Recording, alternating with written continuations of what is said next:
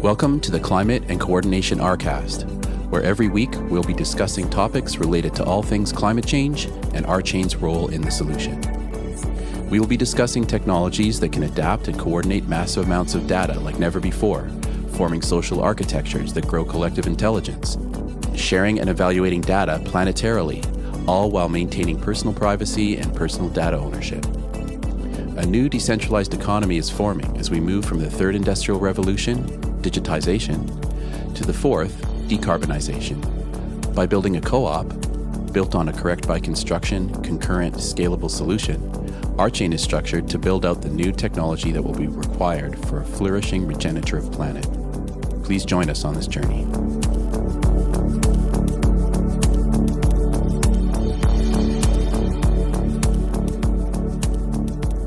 Okay, thank you to everyone who's joining us this week for the newest iteration of the Climate and Coordination RCAST. We're very happy to be able to keep talking about these really important stories about the environment and technology and bringing them to you. So this week I have a couple of stories about ice, because ice is a dwindling, I don't want to say commodity, but substance on Earth. Might become a commodity someday. This first story, this is a pretty big story. I didn't get that much attention, but it's actually a pretty big story. The Washington Post and many other outlets reported this around February 26th.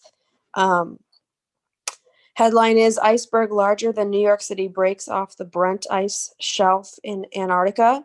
So there was a huge crack in an ice sheet. And actually, there's a video that someone took. I think they're either in a helicopter or in a small plane. And there's a video that I don't think you can really see it while it's cracking, but you can see this crack in the ice. I'm just going to read a little bit about this because it's very important. A large iceberg about 20 times the size of Manhattan, it's pretty big, broke off the Brunt Ice Shelf in the Weddell sea section of Antarctica during the past day, following the buildup of a crack in the floating ice during the past decade. The iceberg is about 490 square miles and about 492 feet thick. So it's basically like a square. Oh, no, sorry. Miles by feet, not like a square. Sorry. 490 square miles. So that's the area. And then 492 feet thick is how deep it is. Okay. According to the British Antarctic Survey, the BAS. So this is a very large break off, but it's not as big as the one from Larsen C, which happened in 2017.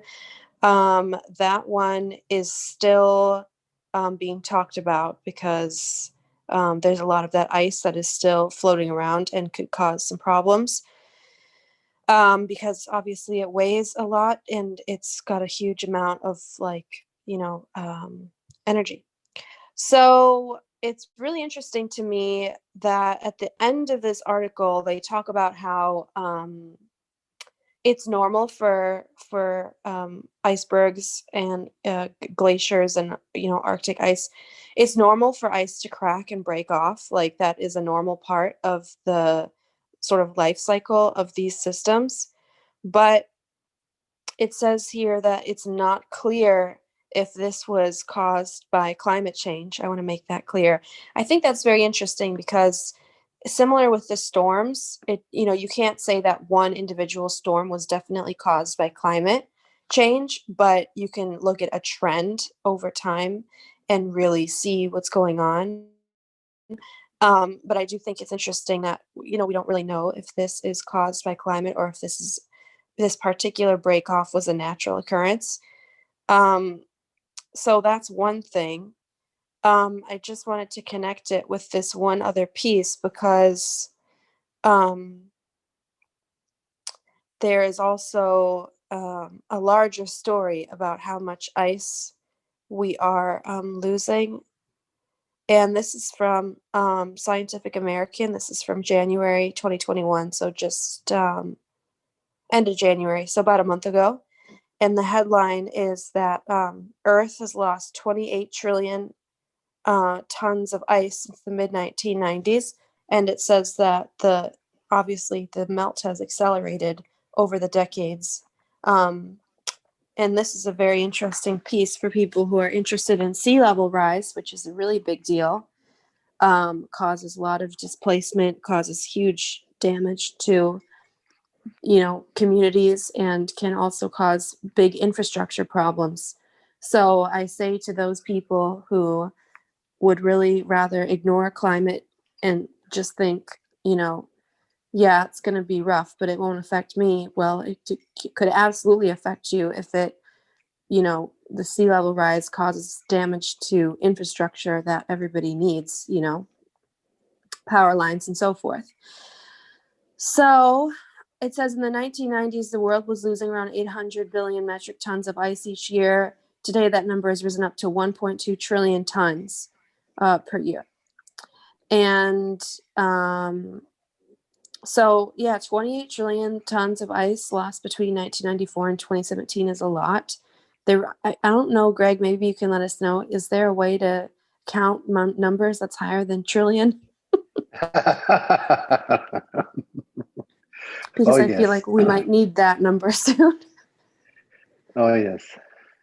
So that's interesting and terrifying. And it just says this study that was published in the cryosphere, but also cited by Scientific American, calculated all the lost ice around the globe over the past few decades. It's the first to provide a truly global analysis of the planet's vanishing ice. It counts for both the Greenland and Antarctic ice sheets, Arctic and Antarctic sea ice, and the mountain glaciers all over the world. So it's pretty comprehensive. And it says here, the findings are stark. Ice is steadily disappearing across much of the world, and a majority of the losses are driven by climate change. So this one article says that we're losing ice at a very alarming rate. And then the other article about the ice sheet breaking off a few days ago, they say, oh, well, we can't say for sure if it's caused by climate. So I just think that's interesting, because I would really be curious to know how often ice sheets of that size would be breaking off if the planet wasn't warming up. I guess that would be a really hard study to do because it's very hypothetical. So yeah, I just also wanted to point out here, it also says Antarctic sea ice is growing but since the 1980s by around 43 billion tons each year, and that's great. But overall, we're still losing ice around the world. So even though that part is growing, and I know people will want to acknowledge that, it still doesn't change the fact that the ice around the entire world is being depleted by trillions of tons a year. I'll just say a little bit more about this. It says scientists are still divided on what's causing the gains in the Antarctic sea ice. Some experts believe the changes in atmospheric circulation linked to the gradual recovery of the Antarctic ozone hole have something to do with it. And we talked about that circulation last week. Others believe they're explained by natural variations in the Earth's climate. So who knows? Altogether, the research finds that ice loss all over the world has sped up by at least 57% since the 1990s. The researchers note that there can be little doubt that the vast majority of Earth's ice loss is a direct consequence of climate warming. So I just find that fascinating. I would love to know if anybody has any comments about this and why it is that an ice sheet 20 times the size of Manhattan can break off, and they say they don't know what causes it. Yeah, I don't know. It's pretty much well understood that that climate change is the cause. Yeah, maybe it's possible they're just trying to be careful about, like being certain about a certain cause. Do you know what I mean? But like, I feel like now is really not the time for climate scientists to say, oh, well, we're pretty sure, but like, let's not, like, the public needs to know.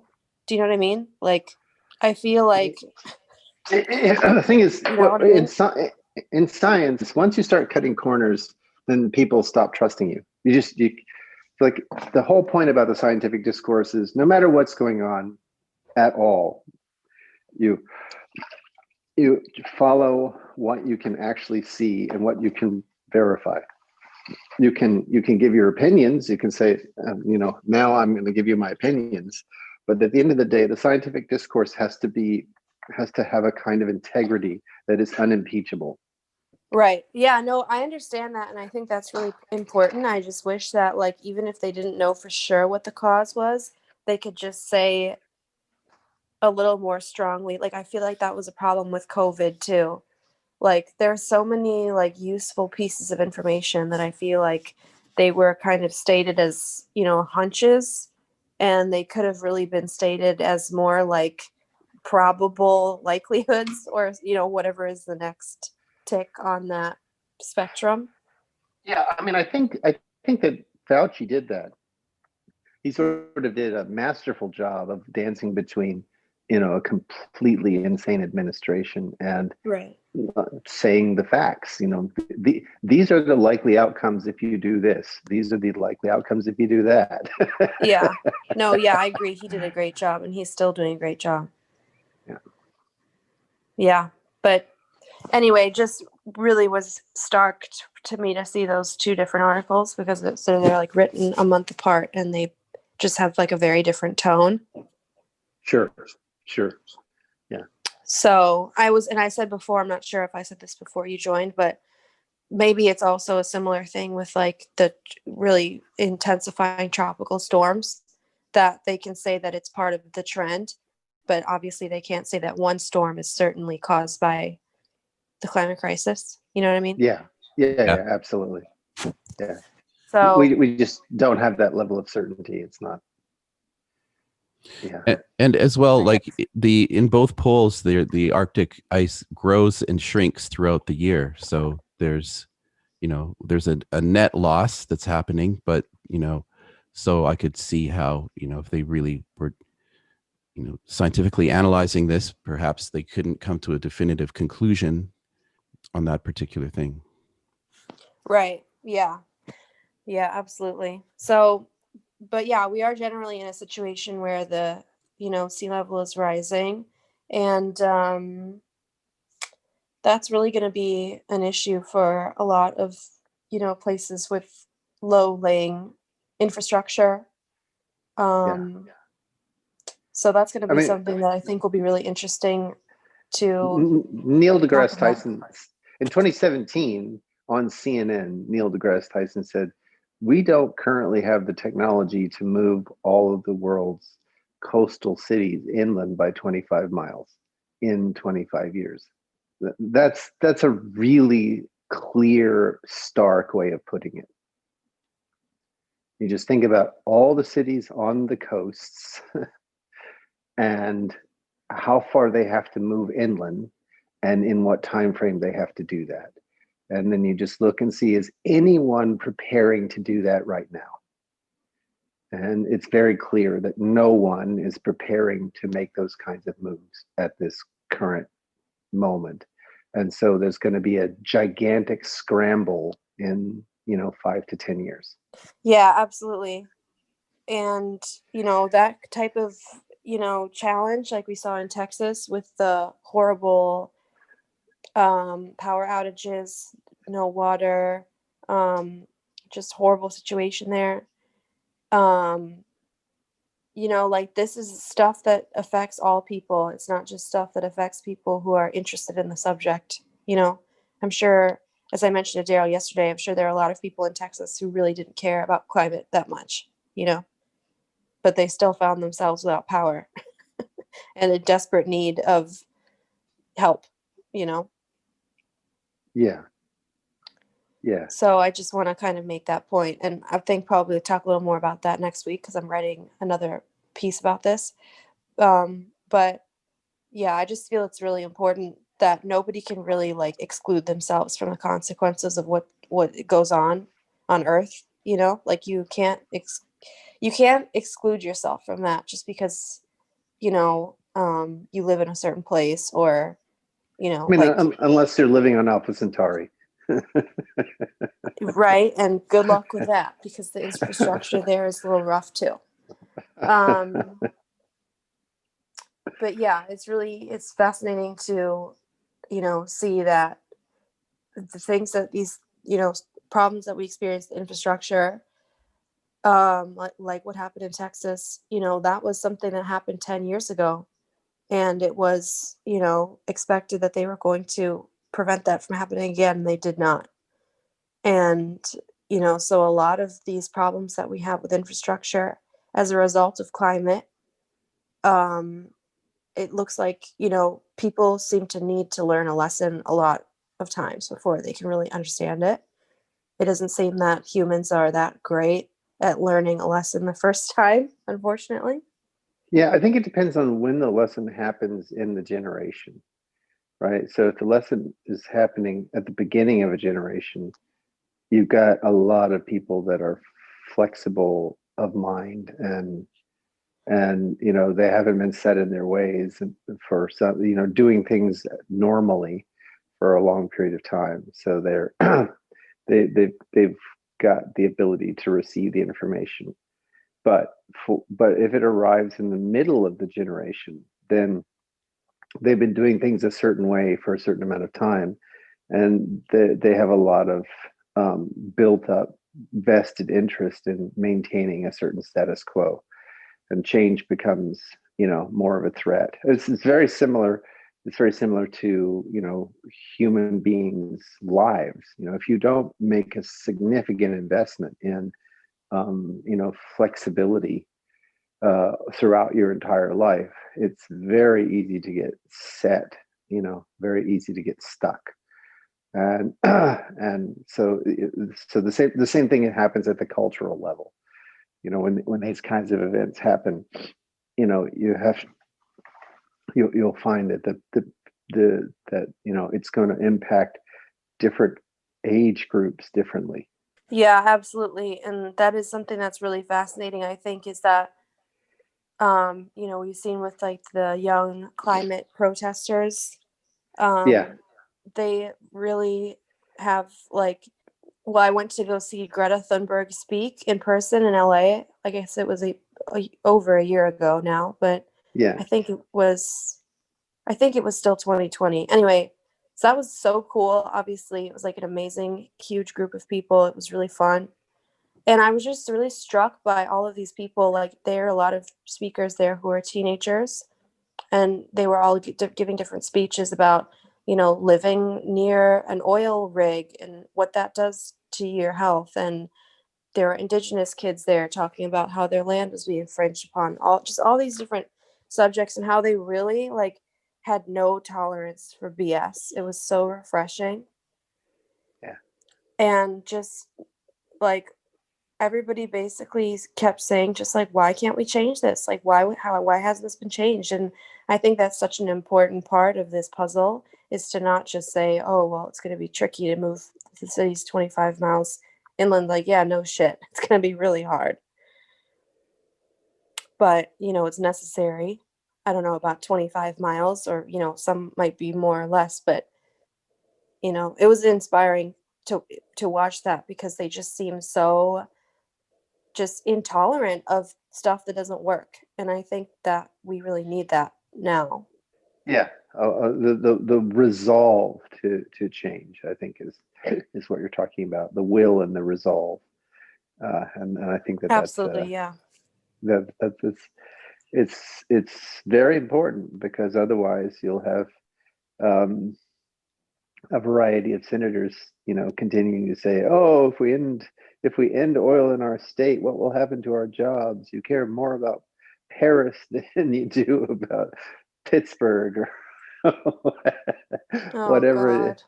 God. So that kind of rhetoric is going to remain, so that people can skim as much as they possibly can off the top before they at the last minute they have to start investing in the infrastructural changes.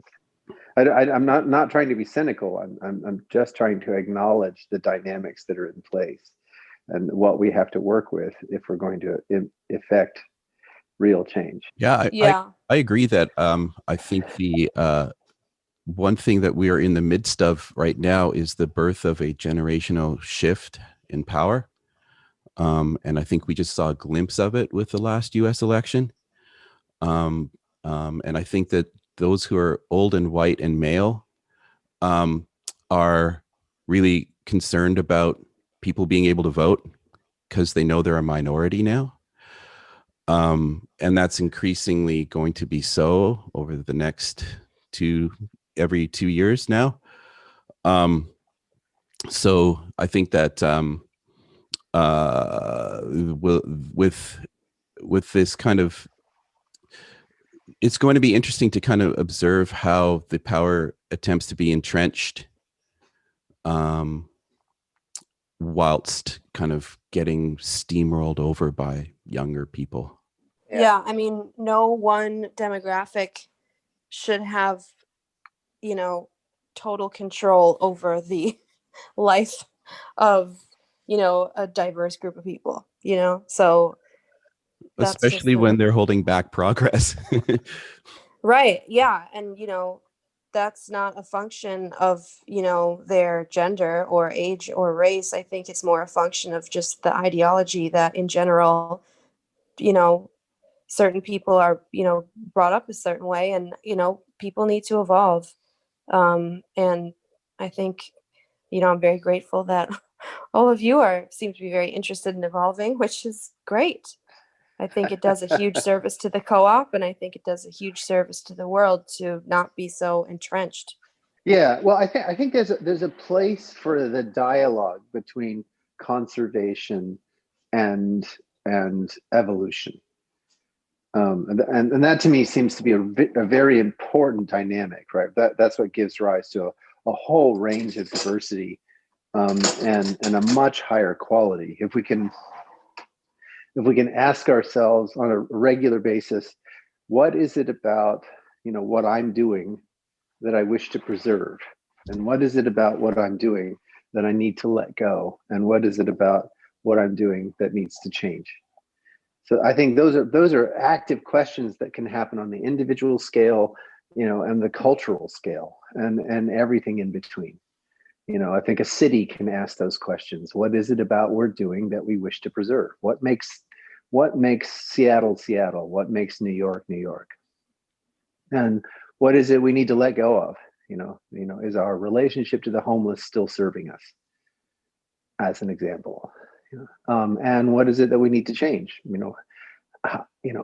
Do we need to mandate fewer cars running through the streets like London did almost a decade ago, which dramatically cleaned up the air in London? I remember when I was doing my PhD work at Imperial, I wouldn't go running in London. And when I kept returning to the UK, I just wouldn't go running there in London because the air was so bad, it hurt my lungs.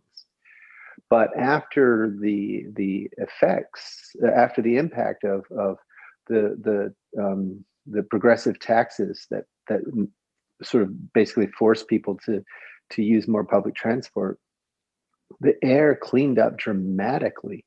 And I would, when I would visit London, I would, contemplate, oh, maybe I could actually run in this city. So that's a big, that's the kind of change where, the city itself said, making this change is not going to prevent us from still being London.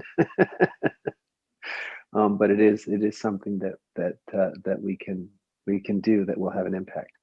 So I think those questions are about, are sort of a cartoon picture of the rich and nuanced dialogue between, conservation and evolution. Yeah, that's such an important point. And I also think it's like after surviving COVID, those of us who have been fortunate enough to survive COVID, not saying that I had COVID, but, to survive the pandemic, that's another question that I think a lot of people are asking themselves. It's like, I was just talking with my friend yesterday and she said, I really don't want to go back to my old life. And, I think that's something a lot of people are going to be asking themselves is like, what do we want to keep? What do we not want to keep? Mm-hmm. And that's really important. So are there any final comments about this? If not, I'm going to turn it over to Darryl because he has a story that I think will be great. Yeah, I have kind of a good news climate story. I just saw this one this morning. The headline is U.S. energy storage market shattered records in Q4 2020.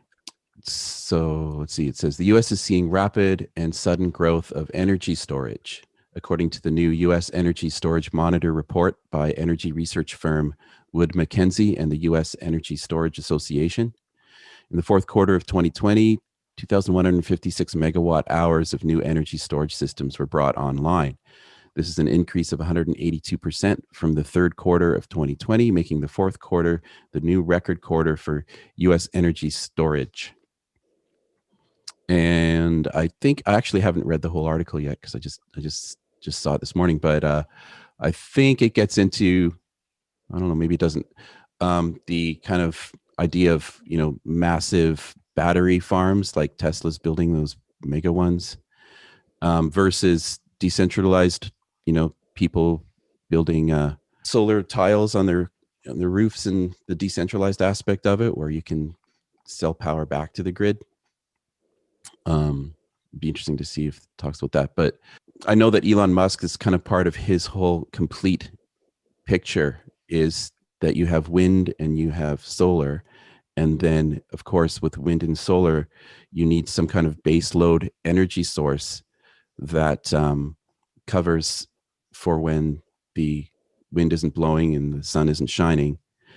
And that base load will be batteries. And so it looks like that's the way things are going if you kind of look at this article as a microcosm. It's interesting. If you listen to Gates's interview, he still believes in nuclear. Oh yeah. Yeah. I mean, there's and it's true. Like you could argue that there hasn't been a lot of R&D being poured into nuclear because it has such a bad image, but it's a lot safer. I had a friend whose wife worked at a nuclear power plant in Ontario, and they're going on and on about how incredibly safe it is. Because there's all sorts of backup systems that if one thing fails, they can shut it down.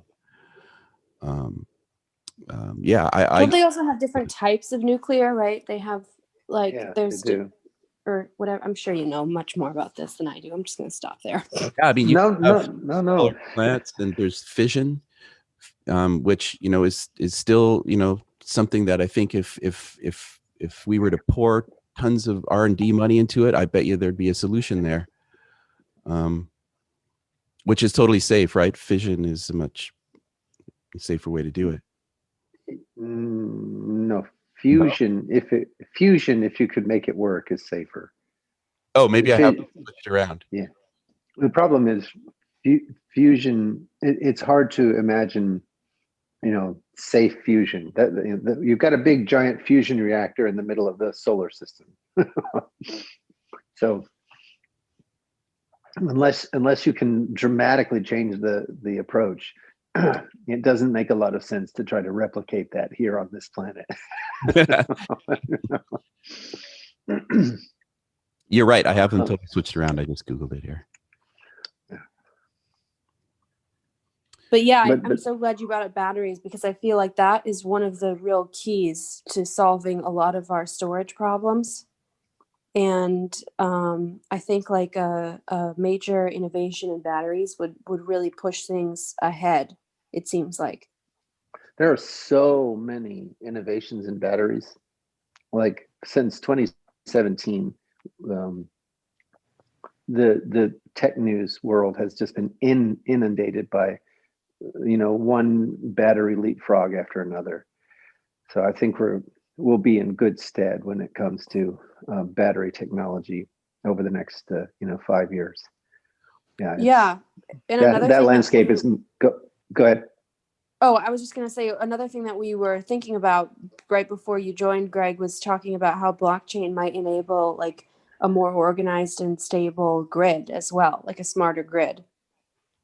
Oh, for sure. Absolutely. You can get a decentralized grid where, people are storing, for themselves and distributing to their neighbors. And so you need some kind of market infrastructure around that so that people can find fair price points within their communities. And blockchain is a very natural thing to do there. People have been talking. Go ahead. Do you think that that would also prevent like some of the really insane price gouging that we see? Like, you know, whenever there's a disaster, it seems like companies charge people these obscene amounts. Like we've seen the water bills in Flint and we've seen the power bills in Texas. Like, is it possible that blockchain could help solve some of those problems? It's definitely possible. I mean, the real issue is not having these centralized providers. Like if you've only got one power company for, hundreds of miles around, then they're going to charge you whatever they can charge you. And if you're in the middle of a snowstorm and you need power to stay warm, you're going to pay whatever they're asking. If there were 10 power sources around you because all of your neighborhoods were collecting solar for the downtimes, then there could be a healthy market competition. Yeah, like imagine every home having solar and storage.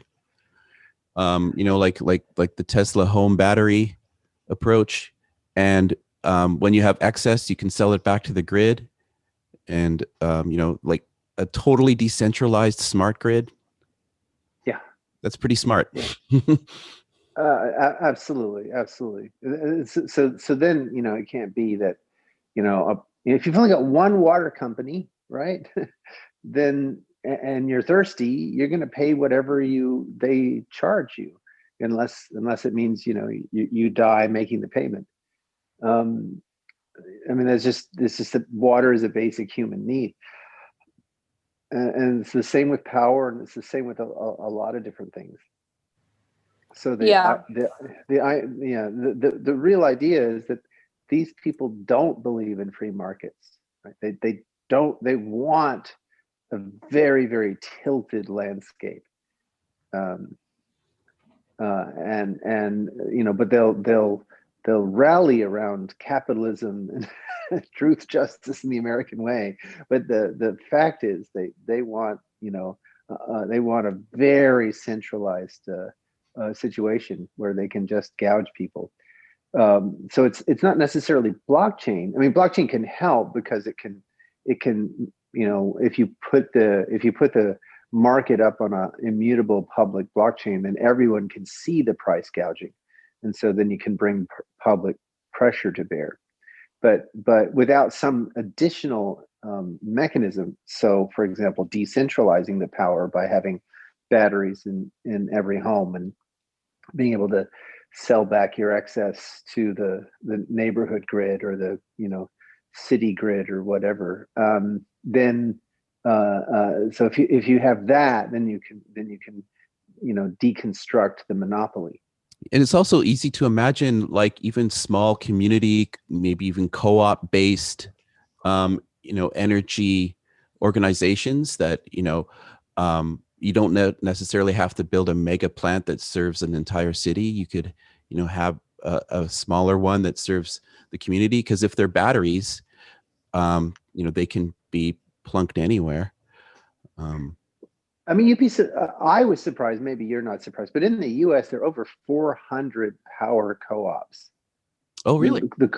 The cooperative model for power and utility companies has this long history in the US. Wow. Oh yeah, it's quite interesting.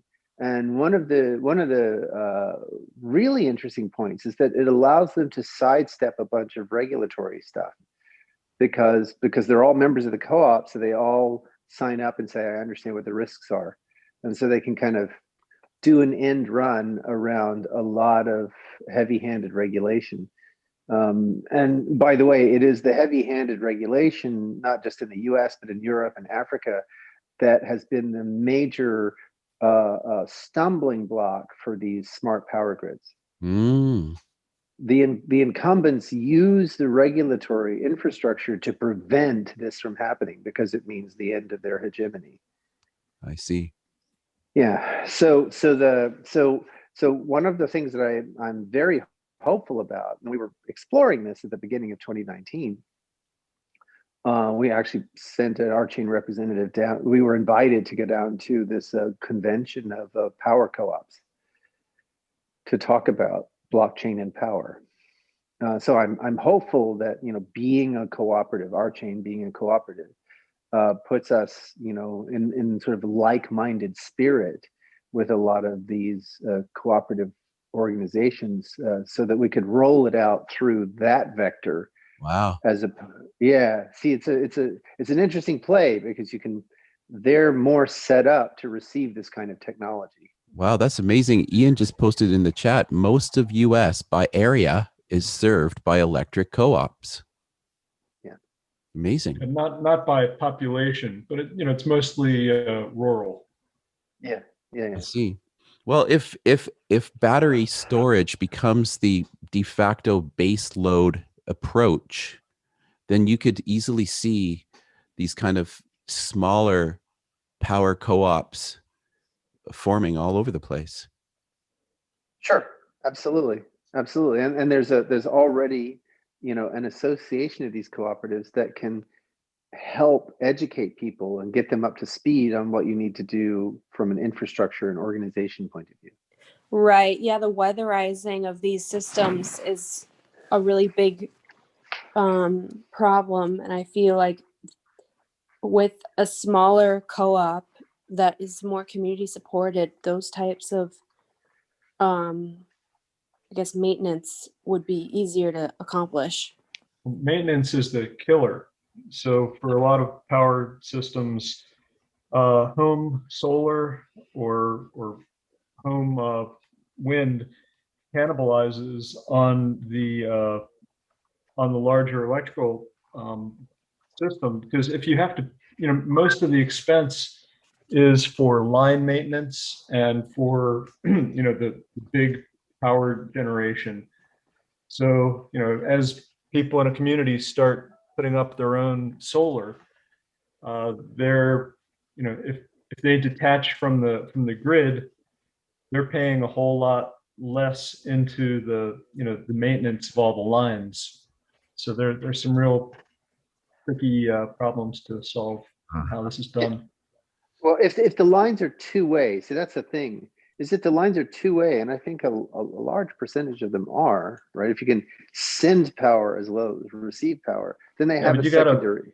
But you've got to pay for the maintenance of the lines. I mean, you have linesmen that go out there and replace the wires and the poles, and when there's weather damage, all that kind of stuff.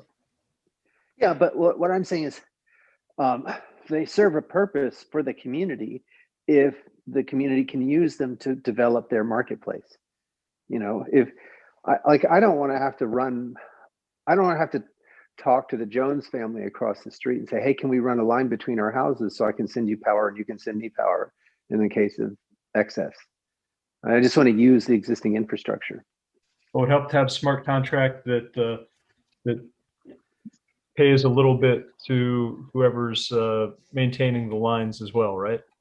Oh, absolutely. See, that's where having a smart grid starts to become smart, as Darryl said.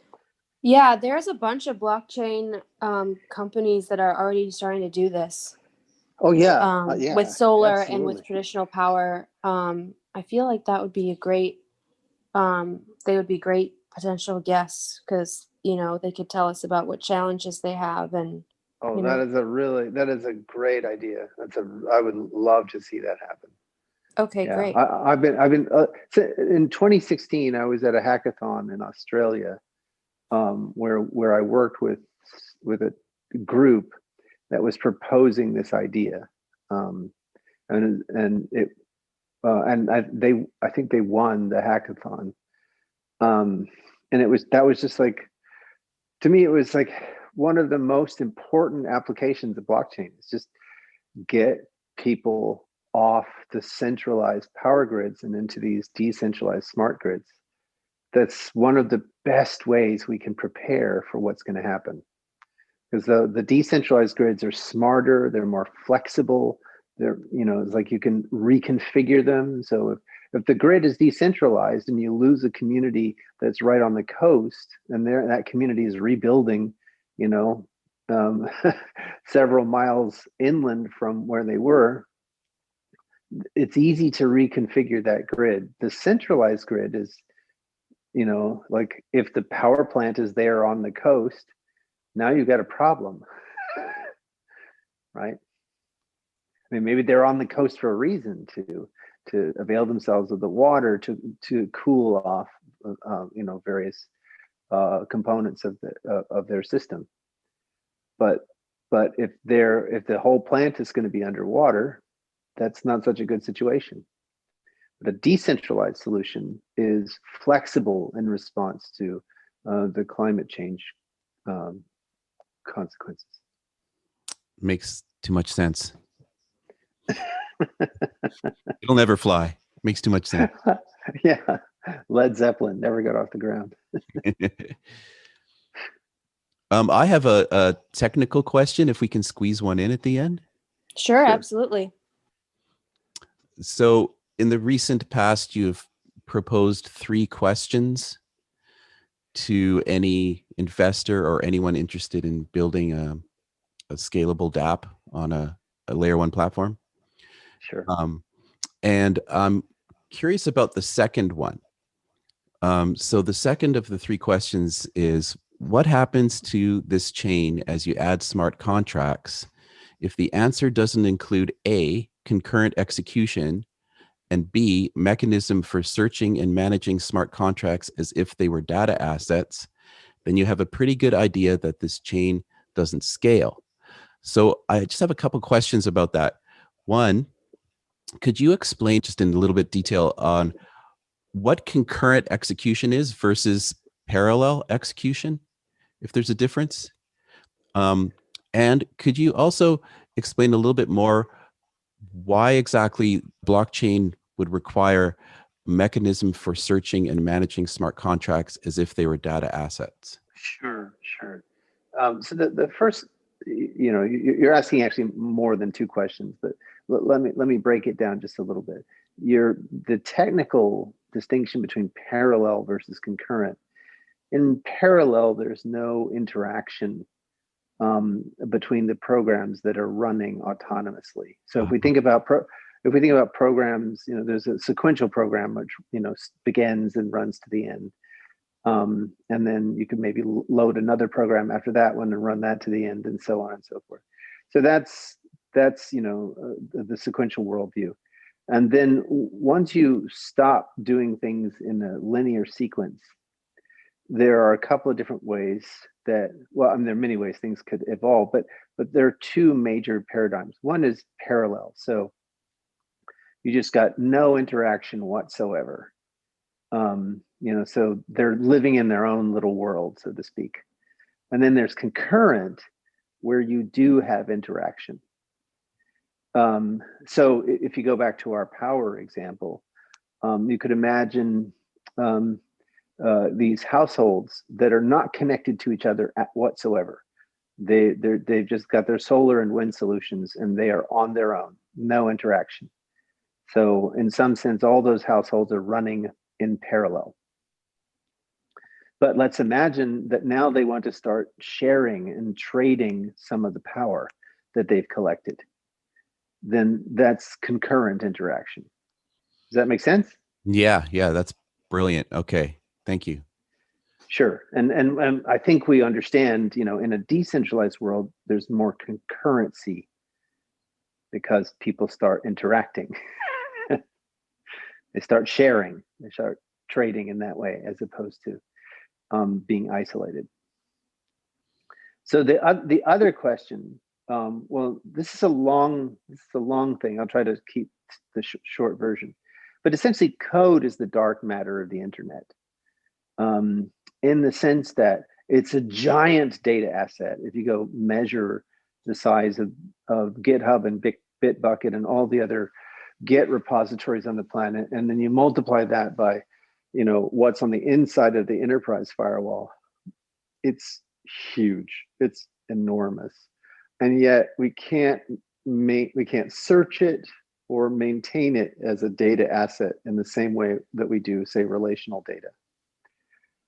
So you can't search code on the basis of its structure, and even more wildly, you can't search code on the basis of what it does.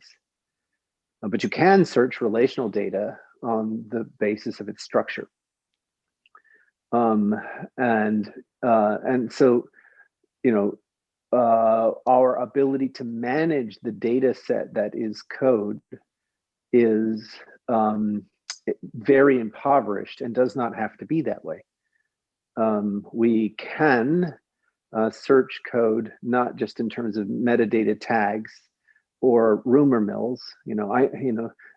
Joe knows somebody who knows somebody who knows somebody that says they have a library that does so and so, right? So neither the social media solution nor the metadata tagging solution is really practical when you come to the intricacies and complexities of code.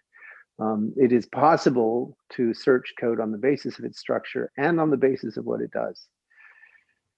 And this is what the behavioral type stuff is all about.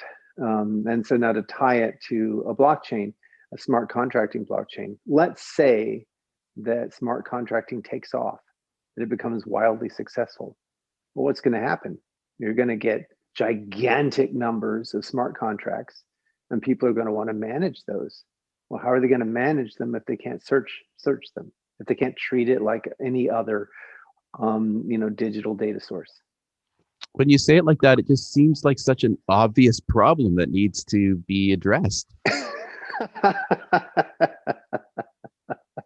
Yeah, well, it is an obvious problem, but there are lots and lots of obvious problems that people don't pay attention to, like climate, for example. There you go. Yeah, well, very good. Thank you so much for those questions. Nora, did you want to bring us out? Yeah, thank you. This was a great discussion, and I think we can talk a lot more about the power grid stuff in the future, because it's going to definitely remain an issue. So please subscribe to RChain on YouTube and follow RChain on social media. If you'd like to be a member of RChain, you can go to rchain.coop. And thank you all so much. Thanks, everybody. Thanks, everyone. Ciao, ciao.